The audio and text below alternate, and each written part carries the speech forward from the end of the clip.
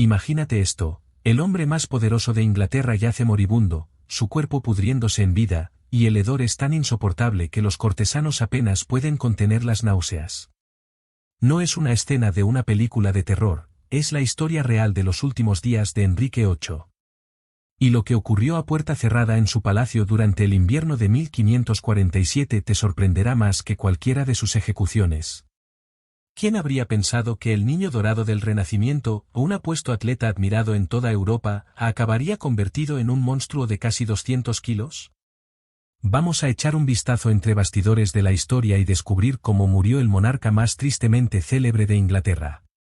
Enero de 1547.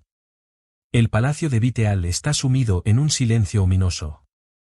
Tras las macizas puertas de roble del dormitorio real se desarrolla una auténtica pesadilla. El hombre que una vez bailó en banquetes y triunfó en torneos de justas ahora no puede levantarse de la cama sin aparatos mecánicos especiales. ¿Qué le ocurrió a Enrique? Los médicos de la época estaban desconcertados.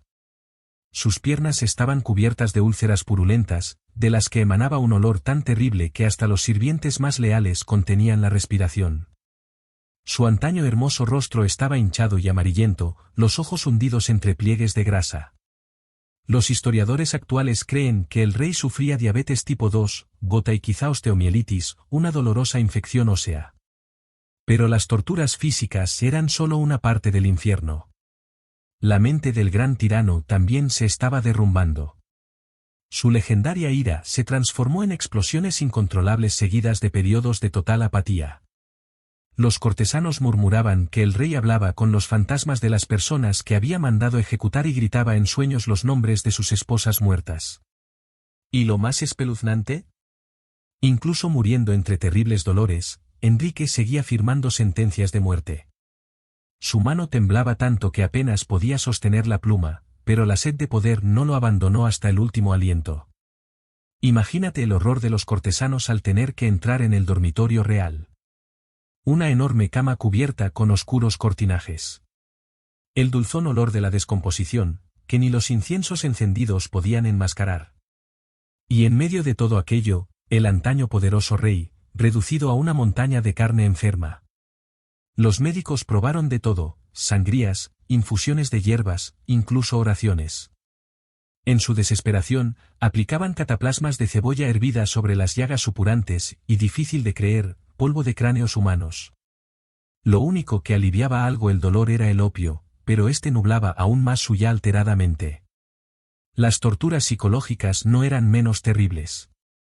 El hombre al que toda Inglaterra temía, cuya palabra decidía la vida o la muerte, estaba ahora indefenso ante la traición de su propio cuerpo. Testigos contaron momentos de casi completa locura, cuando el rey deliraba con los fantasmas de sus enemigos ejecutados o llamaba a sus esposas fallecidas. En sus momentos más lúcidos, Enrique revisaba obsesivamente su testamento. Estaba decidido a controlar el futuro de su dinastía incluso desde la tumba. Lo más extraño es que en sus últimos días oscilaba entre convicciones religiosas, unas veces exigía rituales católicos, otras confirmaba principios protestantes. Su capellán personal escribió que el rey despertaba aterrorizado de pesadillas, asegurando que veía, al pie de su cama, a jueces silenciosos, Tomás Moro, Ana Bolena y otras víctimas de su reinado. El 27 de enero de 1547 comenzó el colapso final. Testigos relataron que sufrió un ataque tan fuerte que los sirvientes tuvieron que sujetarlo para que no se hiciera daño. Cuando pasó el ataque, apenas podía hablar, el lado derecho de su cuerpo estaba parcialmente paralizado. La medicina moderna lo diagnosticaría como un derrame cerebral masivo. Los médicos, sabiendo que no salvar al rey podía costarles la vida, trabajaron sin descanso. Aplicaban hierro candente sobre su piel y lo obligaban a tragar amargas mezclas medicinales. Todo fue en vano. El acceso a la Cámara Real estaba estrictamente controlado por el arzobispo de Canterbury, Thomas Cranmer. Este secretismo tenía un propósito práctico: la noticia de la inminente muerte del rey podía provocar tomas anticipadas del poder o incluso invasiones extranjeras. Ni siquiera a la reina Catalina Parr, sexta y última esposa de Enrique, se le permitió acercarse a su moribundo marido. En los últimos días, el rey alternaba entre coma y breves momentos de consciencia. En esos instantes, según los testigos, mostraba un creciente temor al juicio de Dios. El hombre que había mandado ejecutar a 2 esposas, a incontables nobles y a miles de súbditos, ahora temía por su propia mortalidad. Para el 27 de enero ya era imposible fingir que podía recuperarse.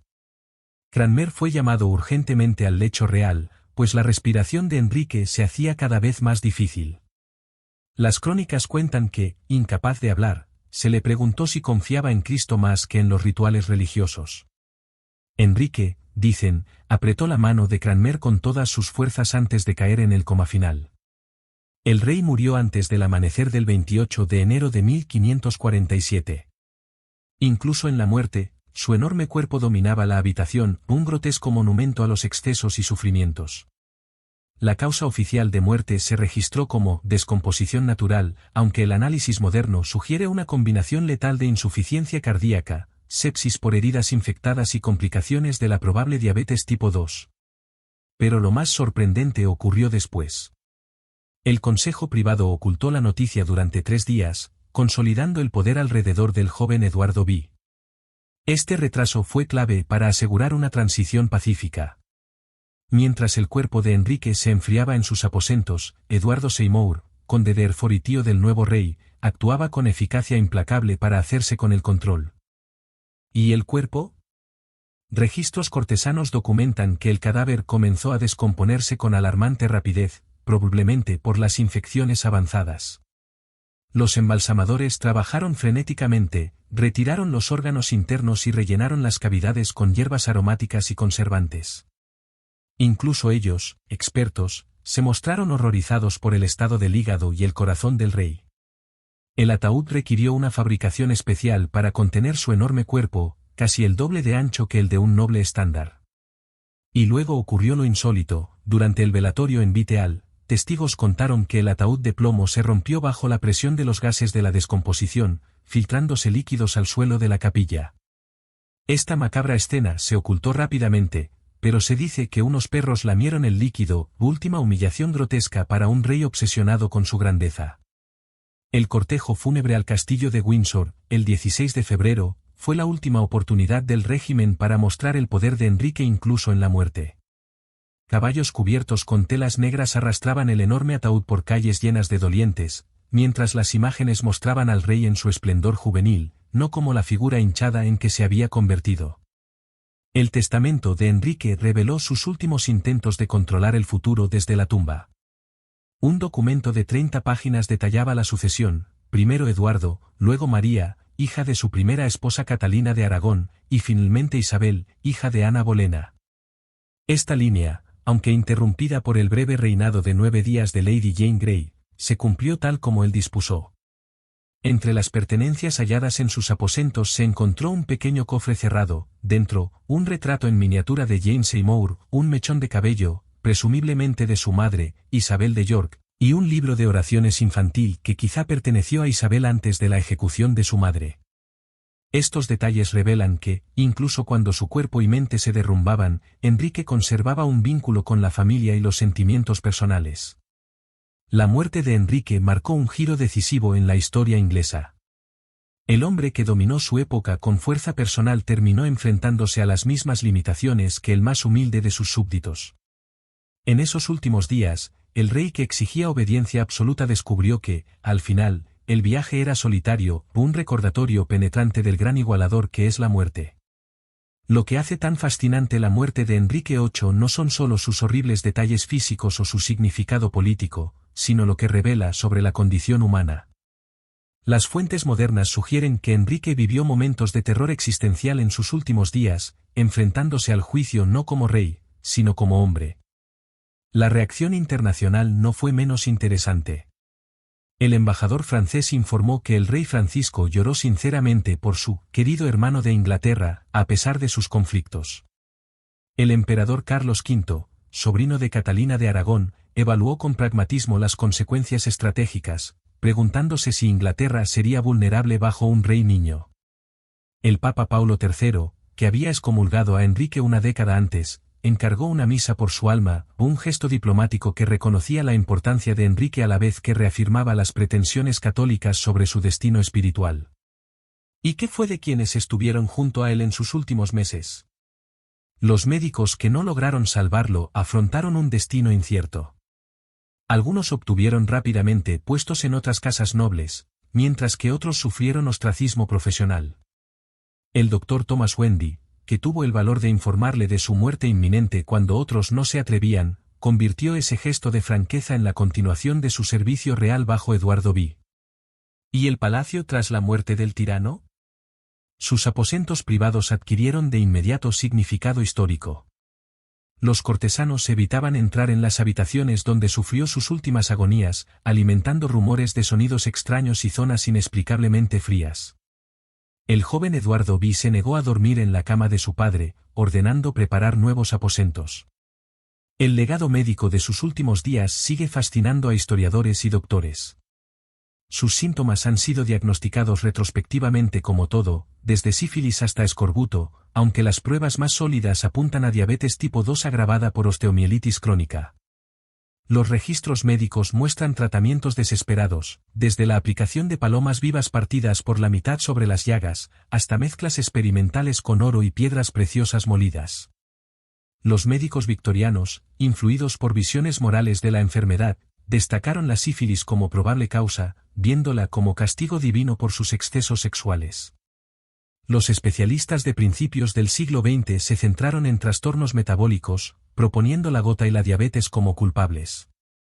Los historiadores médicos actuales sugieren diagnósticos más complejos, incluido el síndrome de MacLeod, una rara enfermedad genética que podría explicar tanto su deterioro físico como sus cambios psicológicos. La disposición de sus pertenencias personales ofrece una mirada reveladora sobre las creencias Tudor sobre la muerte y la memoria. Los inventarios registran cómo algunos objetos tocados por el rey en sus últimos días se conservaban como cuasi reliquias, a pesar del rechazo protestante oficial a tales prácticas. Su último conjunto de ropa de dormir, manchado de fluidos corporales, fue solemnemente quemado bajo la supervisión de Cranmer, un acto que combinaba higiene con simbolismo. La muerte de Enrique colocó a sus viudas e hijos en posiciones delicadas que requerían hábil manejo político. Catalina Parr mantuvo un duelo público digno mientras se apresuraba a casarse con su verdadero amor, Thomas Seymour, un enlace que había pospuesto mientras Enrique vivía. Eduardo, de 9 años, ahora rey solo de nombre, quedó bajo el estricto control de sus tíos Seymour, y anotó la muerte de su padre en su diario con inquietante desapego. ¿Y las hijas del rey?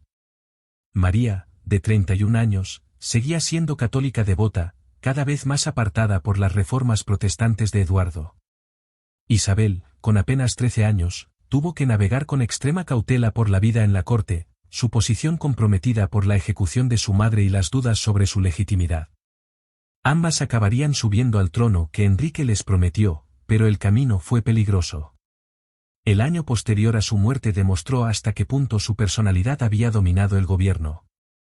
Los registros administrativos muestran retrasos en decisiones que esperaban su atención personal, muchas de ellas sobre asuntos que podían haberse resuelto por delegación, pero que se remitían al rey por la cultura de respeto extremo. Bajo la regencia de Eduardo, los procesos de gobierno tuvieron que reestructurarse para funcionar sin la intervención directa del monarca. El elaborado cortejo fúnebre fue su última aparición en el teatro público del poder inglés. Los informes describen caballos cubiertos de terciopelo negro, heraldos portando armas ceremoniales y una efigie de cera a tamaño natural del rey en plenas insignias sobre su ataúd. El cuerpo artificial sustituía al natural en descomposición, oculto debajo. La procesión duró varios días, de Londres a Windsor, permitiendo que miles de súbditos presenciaran la última muestra de grandeza Tudor. El estudio científico de sus restos durante unas obras en la cripta en el siglo XIX ofreció datos tentadores sobre su estado físico al morir. Se halló un enorme esqueleto, acorde a su conocida estatura, con signos de grave deterioro articular, especialmente en las piernas. Los métodos forenses modernos aplicados a sus registros médicos sugieren que Enrique pudo alcanzar un peso de unos 200 kilos en el momento de su muerte, con una cintura de más de 127 centímetros. Las consecuencias económicas de su muerte se extendieron más allá de la corte. Los registros financieros indican que el nuevo gobierno heredó un tesoro seriamente agotado y una moneda devaluada, resultado de sus costosas guerras y gastos personales extravagantes. Se estima que Enrique gastó el equivalente moderno a 10.000 millones de rublos solo en palacios durante su reinado. La ambigüedad religiosa que rodeó su muerte creó un espacio para narrativas rivales con fines políticos.